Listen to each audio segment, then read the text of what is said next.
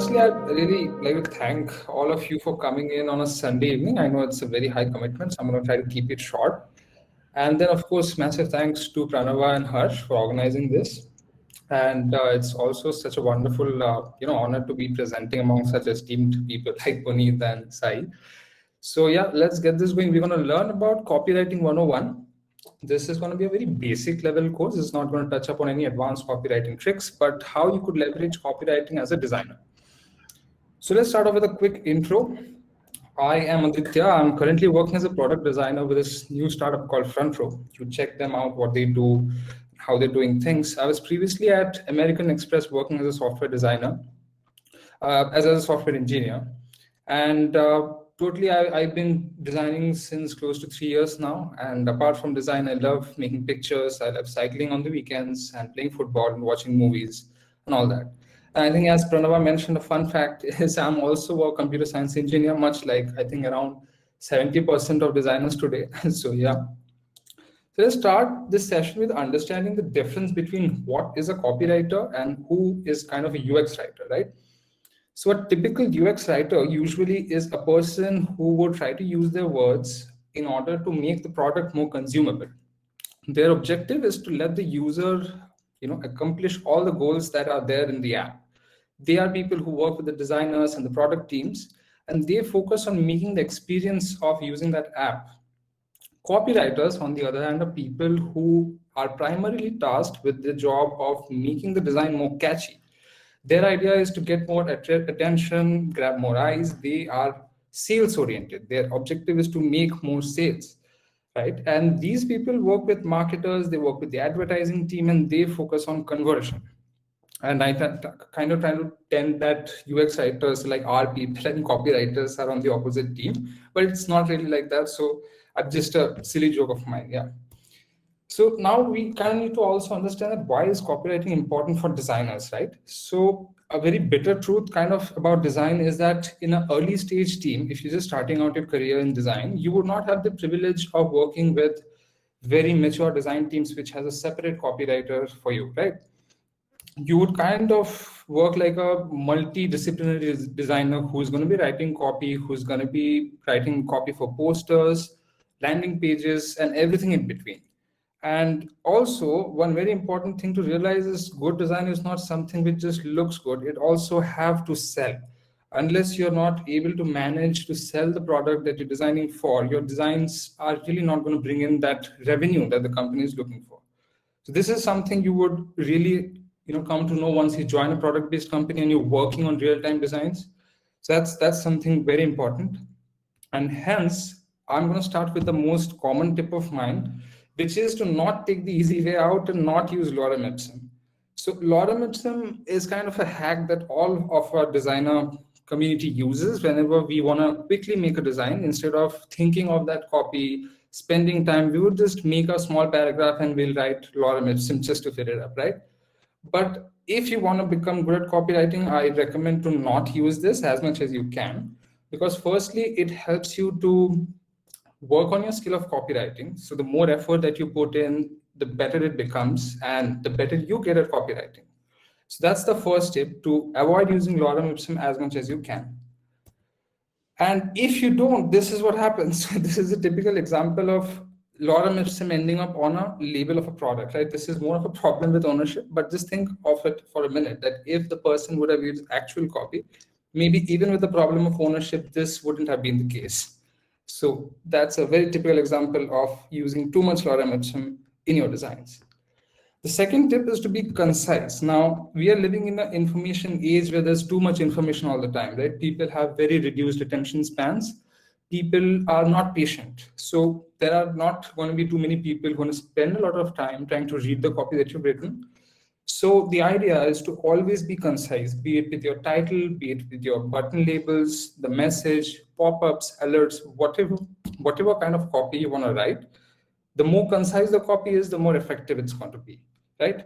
So here's a typical example of how to not write a copy for a pop-up. So if you see the button label, it is 4 or 5 words in both the cases.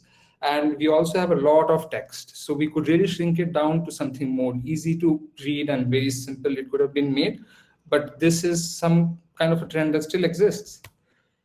The next important tip is to break things down. Now, whenever you're trying to sell something, the more emphasis has to be put on how many number of things you can sell at this moment, right? There's this fly in my room that's constantly bothering me, but I'm just going to ignore that.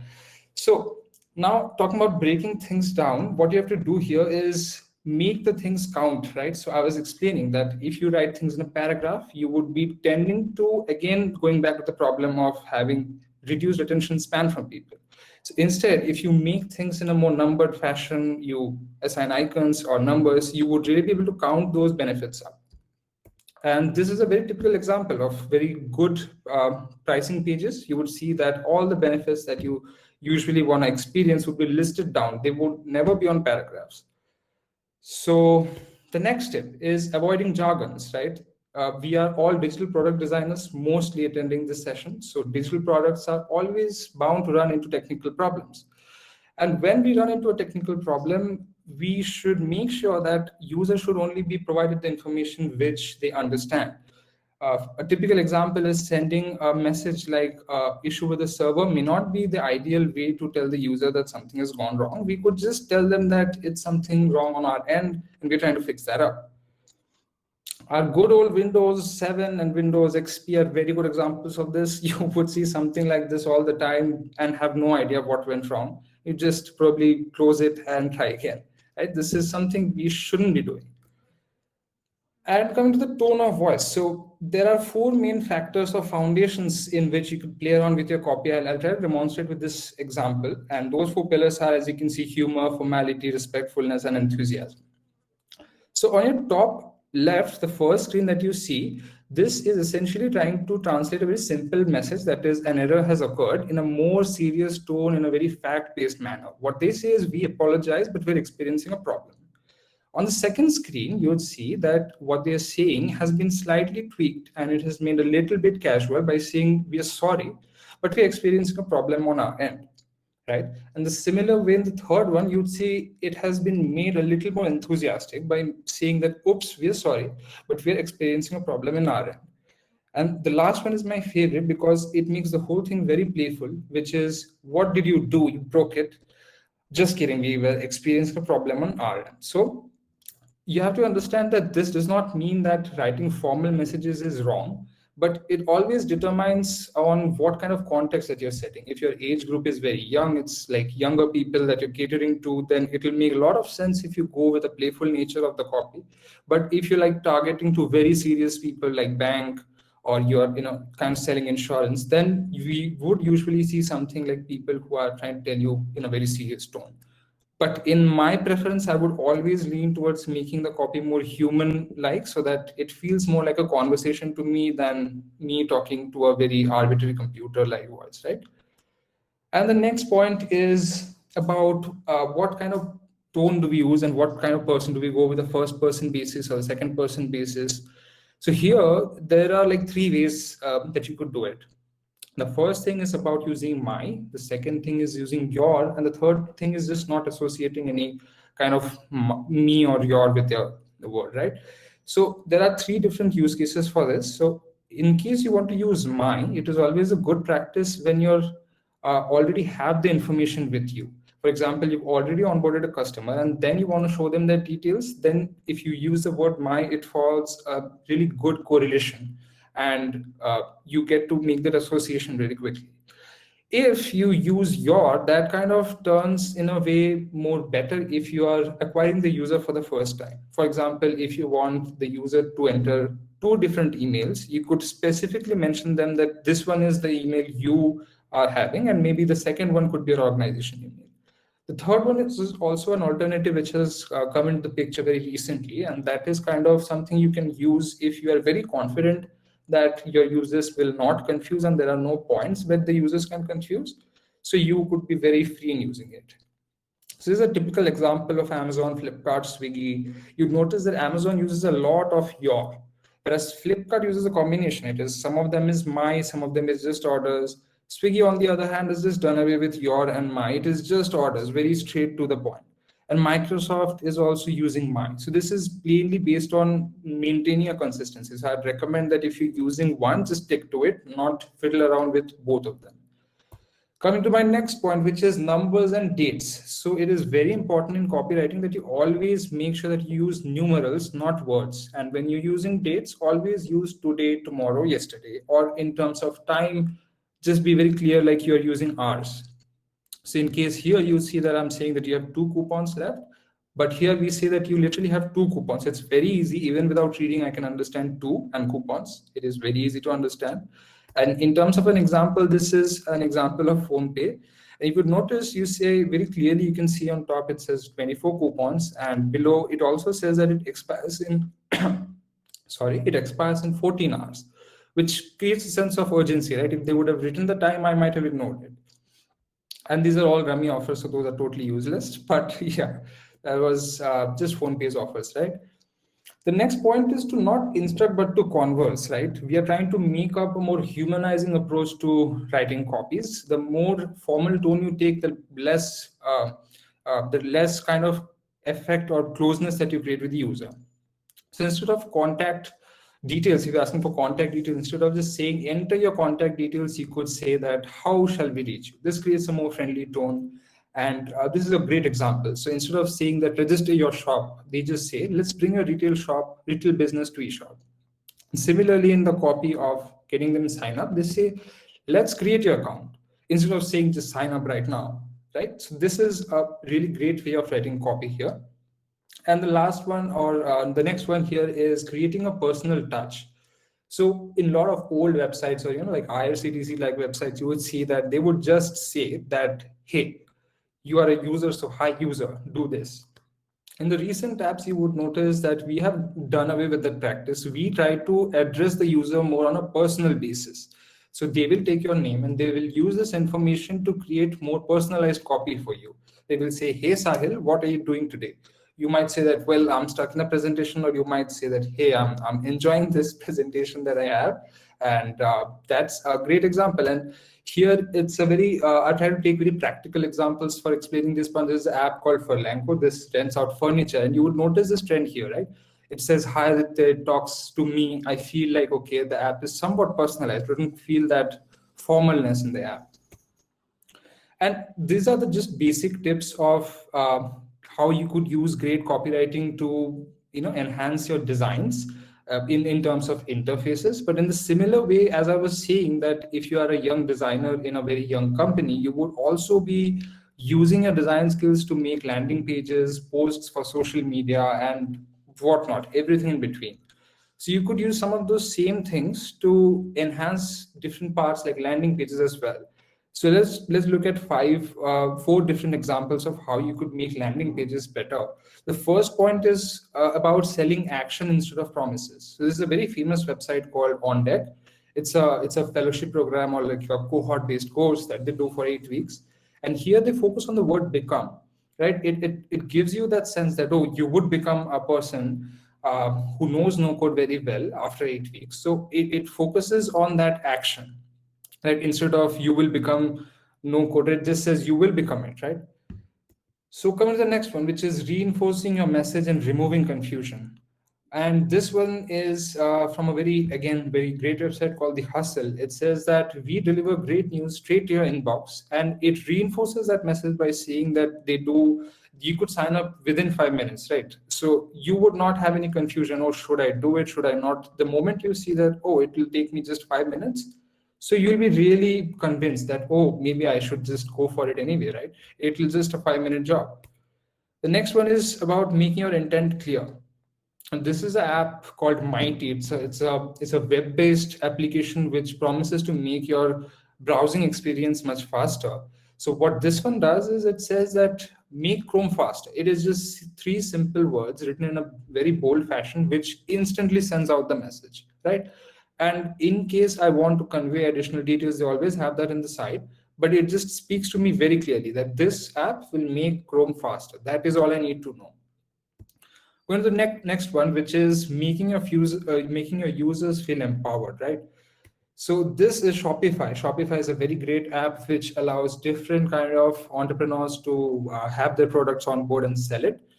And this is a very interesting line which says anybody, anywhere can start an e-commerce website. So when I read this, it feels like if I'm a single mother, if I'm a person who has a very small business, even I would feel that, oh, it is catering to me. It's not just for big enterprises.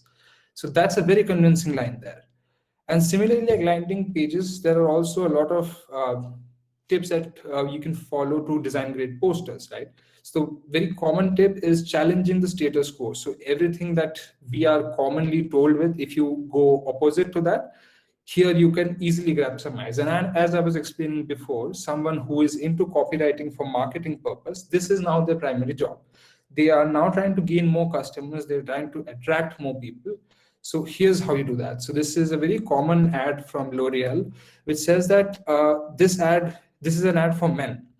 And it talks about the gender inequality we have in tech, where a lot of top level professionals are found out to be men. So it talks that if you hire women, it is found that it's 15% more efficient for your revenue. So this instantly will grab attention that, whoa, it is challenging a age-old belief that we have, right? Similarly, this is one where they stir up a controversy. So Coke and Pepsi, they are very known brand, and in this one you could see that they have very nicely done the graphic as well as the copy, where they say that everybody wants to be a hero.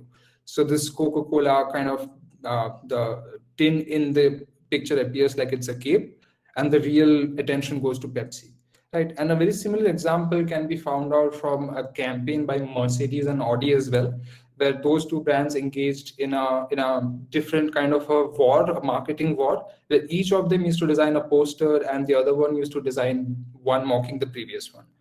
So you could just search that up. You would find all the posters one after the other. It's a very good campaign to learn how to be great at marketing, even after being respectful. And the last one is falling with grace. So, in every kind of business, sometime or the other, you might mess up, right? It is not true that everybody will be perfect all the time.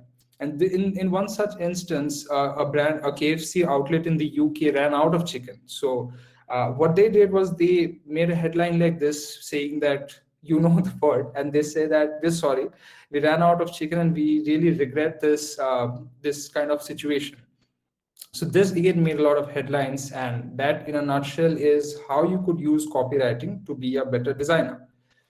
So this brings me to my last slide, and you could follow me on Twitter. You can ask all your questions there, and I'd be more than happy to answer you and all your doubts. So that's all from my side. Wow. Thank you so much, Aditya. I mean, I learned so much in the last 20 minutes. And this was like one of the best structured copywriting slides I've ever seen. I recommend you upload it in the Figma community space so that people can like download and check it whenever they want for their reference, right? Just one question here. Thompson asks, how can one manage the balance between being concise and being playful?